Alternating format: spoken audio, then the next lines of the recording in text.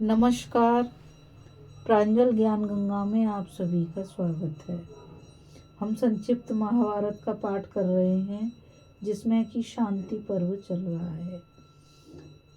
पहले हमने कथा में सब प्रकार के दोषों से छूटने के लिए ज्ञान, वैराग्य और ब्रह्मचर्य का उपदेश की कथा को पढ़ा था।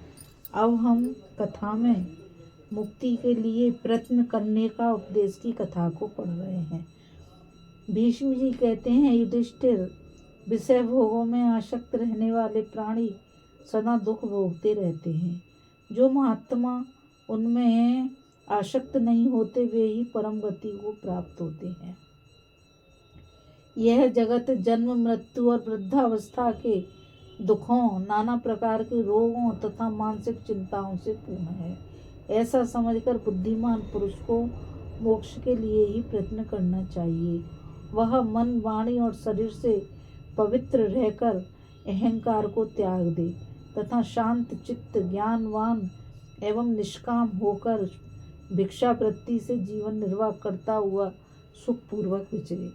जीवों पर दया करते रहने से भी उनके प्रति मन में आसक्ति पैदा हो जाती है। ऐसा सोचकर दया और ममता की भी उपेक्षा कर दे तथा यह जानकर संतोष कर ले कि सारा संसार अपने अपने कर्मों का ही फल भोगता है। मनुष्य शुभ या अशुभ जैसा भी कर्म करता है, उसका फल उसे स्वयं भोगना पड़ता है। इसलिए बुद्धि और क्रिया के द्वारा सदा शुभ कर्मों का ही आचरण करें। किसी भी जीव की हिंसा न करना, सत्य बोलना, सब प्राणियों के प्रति सरल होना, क्षमा करना, प्रमाद से बचना, इतने ही गुण जिस पुरुष में मौजूद हों वही सुखी होता है। जो इस अहिंसा आदि को संपूर्ण प्राणियों के लिए सुखद और दुख से छुड़ाने वाला परम धर्म समझता है, वही सर्वज्ञ है, वही सुखी होता है। इसलिए बुद्धि के द्वारा मन को समाहित करके किसी भी प्राणी के प्रति राग देश न करें, किसी का हित न सोचें, दुर्लभ वस्तु की कामनाएं न करें तथा नश्वर पदार्थों की चिंता छोड़ दें और सफल प्रयत्न करके मन को ज्ञान के साधन श्रवण मनादि में लगा दें। वेदांत वाक्यों के श्रवण तथा सुदृढ़ प्रयत्न से उत्तम ज्ञान की प्राप्ति होती है। जो सूक्ष्म धर्म को देखता है और सत्य वचन बोलना चाहता है, उसको ऐसी बात कहनी चाहिए। जो सत्य होने के साथ ही हिंसा, परनिंदा, कपट, कटुता, क्रूरता और चुगली आदि दोषों से रहित हो, इस तरह की वाणी भी बहुत थोड़ी मात्रा में और सावधान चित्त से ही बोलनी चाहिए। संसार का सारा व्यवहार वाणी से ही बंधा हुआ है, इसलिए अच्छी वाणी ही बोलें। और यदि वैराग्य हो तो बुद्धि के द्वारा मन को वश में करके अपने किए हुए बुरे कर्मों को भी लोगों से कह दें, क्योंकि प्रकाशित कर देने से पाप की मात्रा घट जाती है। रजोगुण से प्रभावित हुई इंद्रियों की प्रेरणा से मनुष्य सकाम कर्मों में प्रवृत्त होता है और इस लोक में कष्ट भोगकर अंत में नरकगामी होता है। इसलिए मन, वाणी और शरीर से ऐसा काम करें जिससे अपने को धैर्य मिले। जैसे पुलिस के डर से भागता हुआ चोर जब चोरी के माल का बोझा उतार फेंकता है तो जहां उसे सुख मिलने की आशा होती है, उस दिशा में आसानी के साथ भाग जाता है। उसी प्रकार मनुष्य राजस और तामस कर्मों को त्याग देने पर शुभ गति प्राप्त कर सकता है। जो सब प्रकार के संग्रह से रहित, निरीह, एकांतवासी, अल्पाहारी, तपस्वी और जितेंद्रिय है, जिसके संपूर्ण क्लेश ज्ञानाग्नि से दग्ध हो गए हैं तथा जो योगानुष्ठान का प्रेमी और मन को अधीन रखने वाला है, वह अपने स्थिर चित्त के द्वारा निसंदेह पर ब्रह्म को प्राप्त कर लेता है।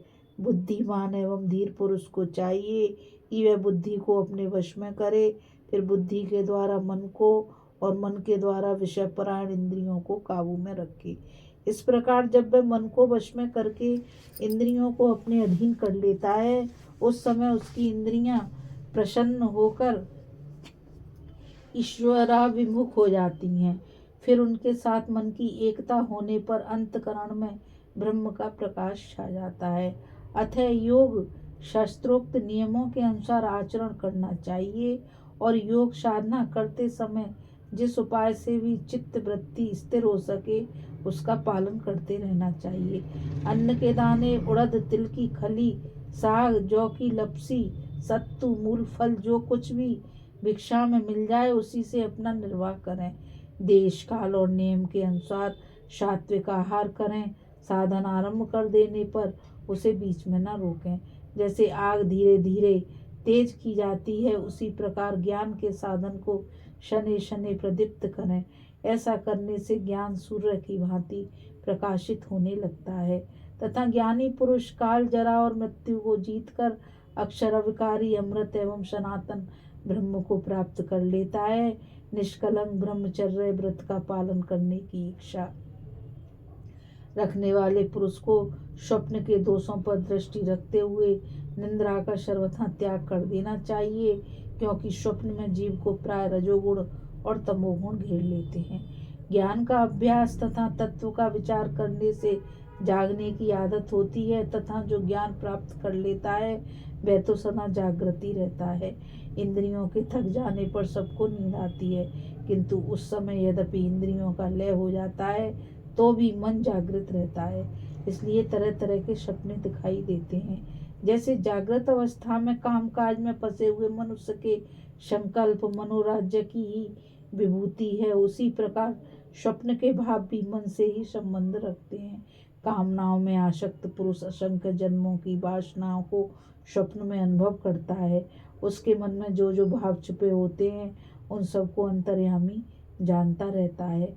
पूर्व जन्म के कर्मों के अनुसार यदि सत्व रज तम कोई भी गुण प्राप्त होता है तो उससे मन पर जैसे संस्कार पड़ते हैं, सूक्ष्म भूतों की प्रेरणा से स्वप्न में वैसे ही आकार प्रकट हो जाते हैं। उस स्वप्न का दर्शन होते ही सात्विक, राजस और तामस गुण उसे सुख दुख का अनुभव कराने के लिए आ पहुँचते हैं। जागृत अवस्था में इंद्रियों के द्वारा हृदय में जो जो संकल्प उठते हैं, स्वप्न में भी वे मन उसी उसी संकल्प को प्रसन्नता के साथ पूर्ण होता देखा करता है। आत्मा के ही प्रभाव से आकाश आदि संपूर्ण भूतों में मन की पहुँच होती है, उसे कहीं भी रुकावट नहीं होती। अतः आत्मा को अवश्य जानना चाहिए, क्योंकि आकाश आदि सभी देवता आत्मा में ही स्थित हैं। तपस्या से मन के अज्ञानांधकार का नाश हो जाता है, फिर उसमें सूर्य की भांति ज्ञान में प्रकाश फैल जाता है। देवताओं ने तप का आश्रय लिया है और असुरों ने तपस्या में विघ्न डालने वाले दंभ, दर्प आदि तम अज्ञान को अपनाया है, किंतु यह ब्रह्म तत्व गुण प्रधान देवता और असुरों से गुप्त है। उन्हें इसका पता नहीं है, क्योंकि तत्ववेत्ता पुरुष इसे ज्ञान स्वरूप बतलाते हैं। सत्वगुण, रजोगुण तथा तमोगुण यही देवता और असुरों के गुण हैं। इनमें सत्वगुण तो देवताओं का है और शेष दोनों गुण असुरों के हैं। ब्रह्म इन सभी गुणों से अतीत, अक्षर, अमृत, स्वयं प्रकाश और ज्ञान स्वरूप है। शुद्ध अंतकरण वाले महात्मा ही उसे जान पाते हैं। जो जानते हैं वे परम गति को प्राप्त हो जाते हैं। तत्वदर्शी महापुरुष ही ब्रह्म के विषय में कुछ युक्ति युक्त बातें कह सकते हैं, अथवा मन और इंद्रियों को विषयों की ओर से हटाकर एकाग्र होने से भी उस अक्षर ब्रह्म का ज्ञान होता है। जो मनुष्य परम ऋषि भगवान नारायण के बताए अनुसार व्यक्त और अव्यक्त तत्व को नहीं जानता, उसे पर ब्रह्म का ज्ञान नहीं है। व्यक्त स्थूल जगत मृत्यु के मुख में पड़ने वाला है और अव्यक्त अमृत पद है। प्रजापति ब्रह्मा जी ने प्रवृत्ति रूप धर्म का उपदेश दिया है, किंतु प्रवृत्ति धर्म के पालन से संसार में पुनः जन्म लेना पड़ता है। अतः वह पुनरावृत्ति रूप है और निवृत्ति धर्म से परम गति प्राप्त होती है। इसलिए वे मोक्ष स्वरूप है। शुभाशुभ कर्मों के ज्ञाता, निवृत्ति परायण एवं सदा तत्व चिंतन में लगे रहने वाले मुनियों को ही उस उत्तम गति की प्राप्ति होती है। इस प्रकार विचारशील पुरुष को चाहिए कि वे पहले अव्यक्त प्रकृति और पुरुष क्षेत्रज्ञ को जाने, फिर इन दोनों से श्रेष्ठ जो परम महान ईश्वर तत्व है उसका विशेष ज्ञान प्राप्त करे। प्रकृति त्रिगुणमयी है, सृष्टि करना उसका स्वभाव है। क्षेत्रज्ञ का स्वरूप इसके विपरीत है। वह स्वयं गुणों से रहित और प्रकृति के कार्यों का दृष्टा है। जीव और ईश्वर दोनों चेतन है। गुणादि लिंगों से रहित होने के कारण ये इंद्रियों के विषय नहीं होते। दोनों ही स्थूल पदार्थों से सर्वथा भिन्न है। प्रकृति और पुरुष के संयोग से चराचर जगत की उत्पत्ति होती है। जीव इंद्रियों से कर्म करने के कारण कर्ता कहलाता है। जो दिव्य सम्मति अर्थात ब्रह्म ज्ञान प्राप्त करना चाहे, उस पुरुष को अपना मन शुद्ध रखना चाहिए और शरीर से कठोर नियमों का पालन करते हुए निष्काम तप का अनुष्ठान करना चाहिए। आंतरिक तप चैतन्य में प्रकाश से युक्त है। उसमें तीनों लोग व्याप्त हैं। सूर्य और चंद्रमा भी तप से ही आकाश में प्रकाशित हो रहे हैं। लोक में तप शब्द विशेष प्रसिद्ध है। तप का फल है प्रकाश और ज्ञान। रजोगुण और तमोगुण का नाश करने वाला निष्काम कर्मी तप है। ब्रह्मचर्य और अहिंसा शरीर तप है। वाणी और मन का संयम मानसिक तप कहलाता है। वैदिक विधि को जानने और उसके अनुसार चलने वाले द्विजातियों का अन्न ग्रहण करना उत्तम माना गया है। ऐसे अन्न का नियम पूर्वक आहार करने से रजोगुण से उत्पन्न होने वाला पाप शांत हो जाता है तथा साधक की इंद्रियां विषयों की ओर से विरक्त हो जाती हैं। इसलिए भिक्षा में उतना ही अन्न ग्रहण करना चाहिए जितना जीवन रक्षा के लिए वांछनीय हो। इस प्रकार योग युक्त मन के द्वारा जो ज्ञान प्राप्त होता है, उसे जीवन के अंत समय तक पूरी शक्ति लगाकर धीरे धीरे प्राप्ति कर लेना चाहिए। धैर्य नहीं खोना चाहिए।